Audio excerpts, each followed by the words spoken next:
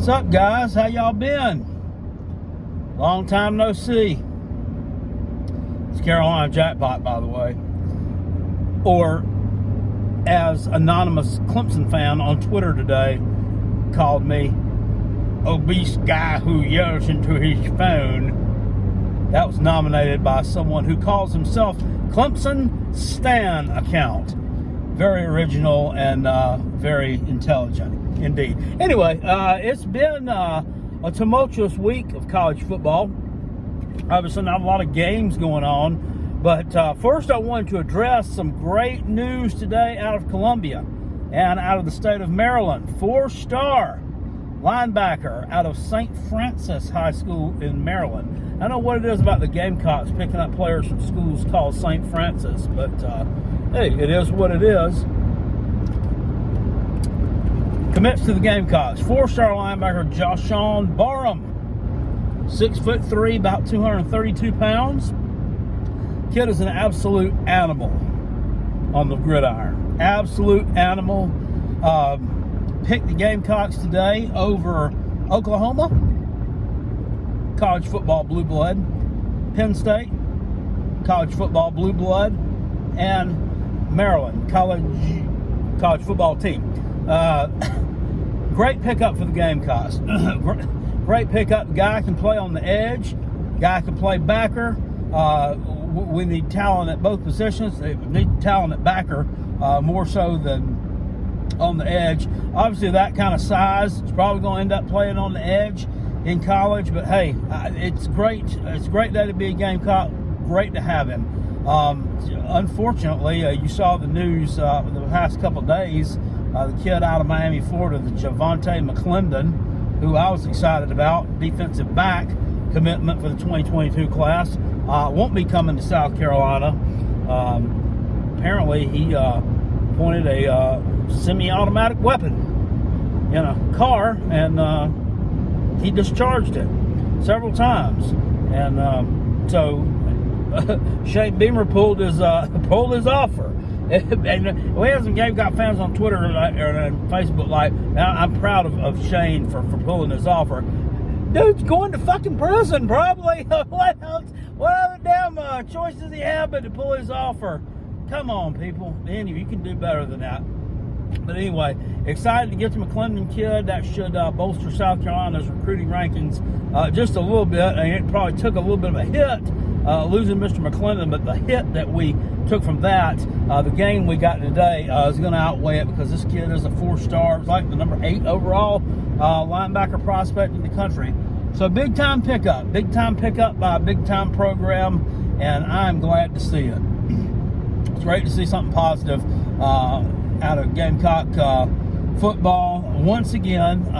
Still got a couple more commitments I think that we can take, and the unofficial signing day is like next Wednesday, right? So hopefully we pick up someone in between now and then. Anyway, Taters picked up the kid out of Dutch Fork High School. This Williams kid. It's Thursday. He committed to Clemson, and I was working out of town. I'm on my way back to Greenville right now. I'm driving through the beautiful city of Columbia, or I'm just past it.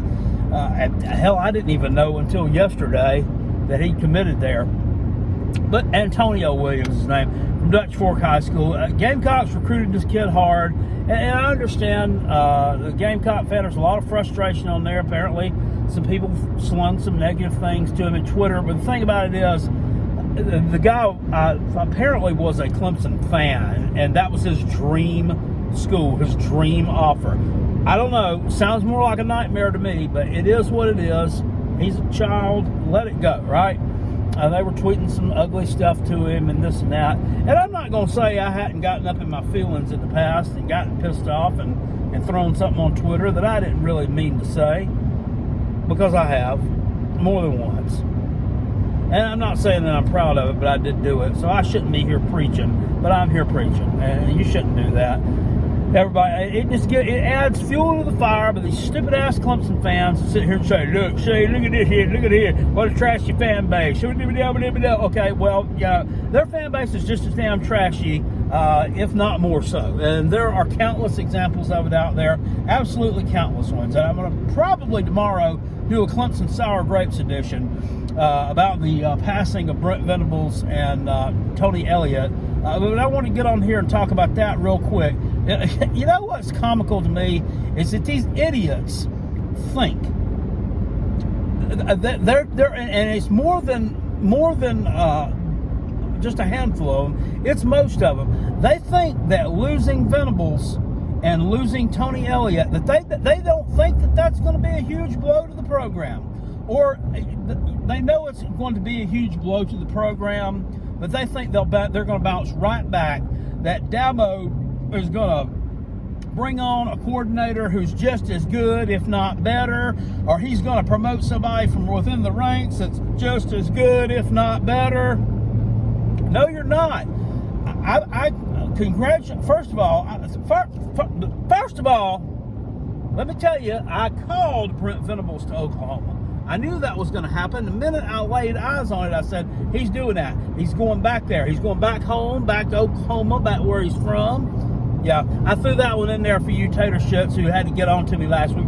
Hey, he's from Kansas. He went to Kansas State. And I'm like, we're splitting hairs here between Oklahoma and Kansas.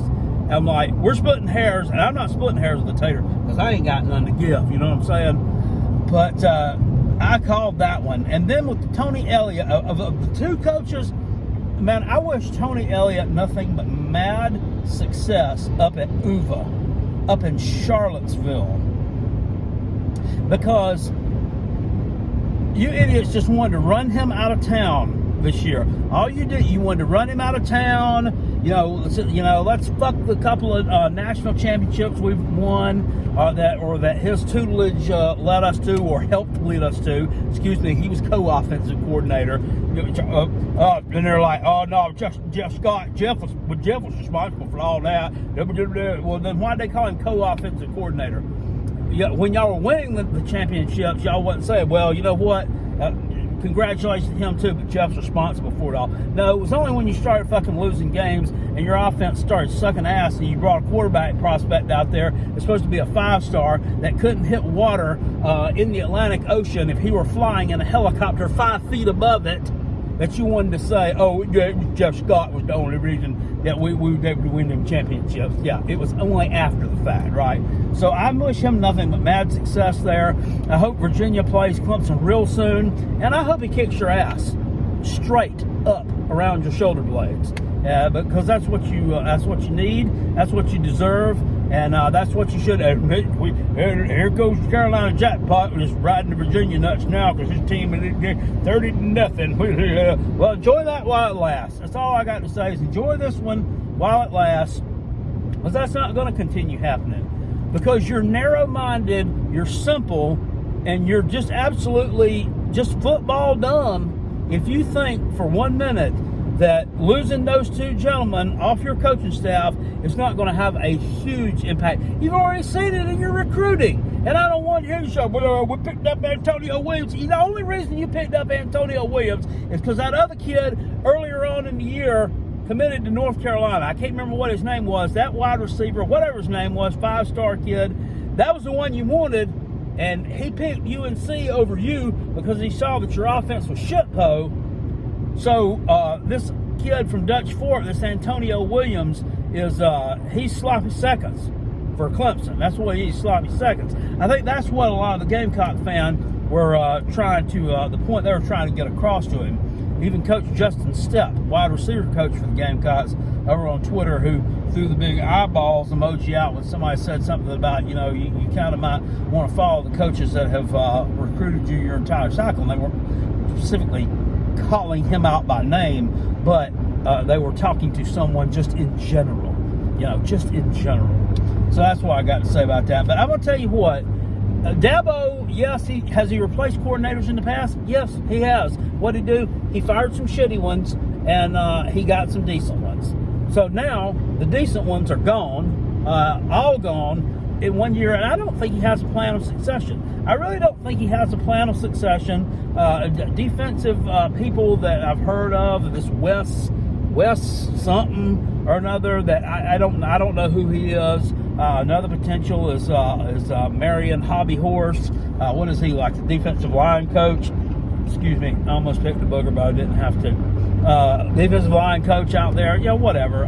No, that's not the answer. And then on the offensive side of the ball, I mean, I don't know what you're going to do to straighten out that mess. Because right now you do need some help on that side of the ball. Yes, I know. You scored 30 points against the Gamecocks, whatever.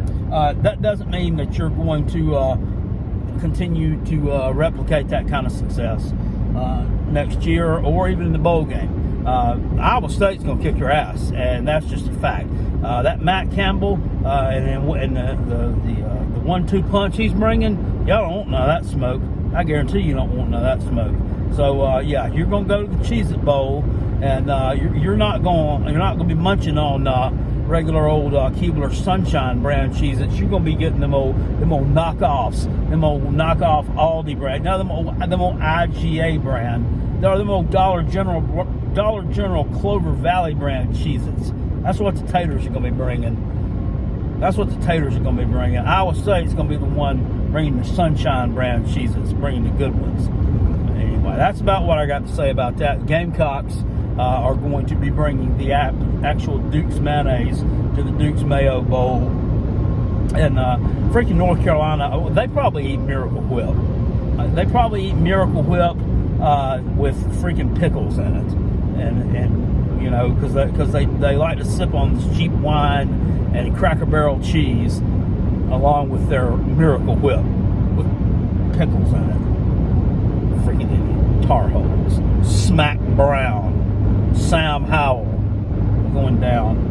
Anyway, that's about all I got to say today, guys. I will be jumping back on here a little bit later on this weekend after I get me some rest, and I hope everyone has a great weekend. Appreciate it. Peace, and I'm out. Spurs up to my toes up. Welcome home, Mr. Barham. It's a great day to be a Gamecock. Woo! Go Coach Beamer. Shane Train, baby.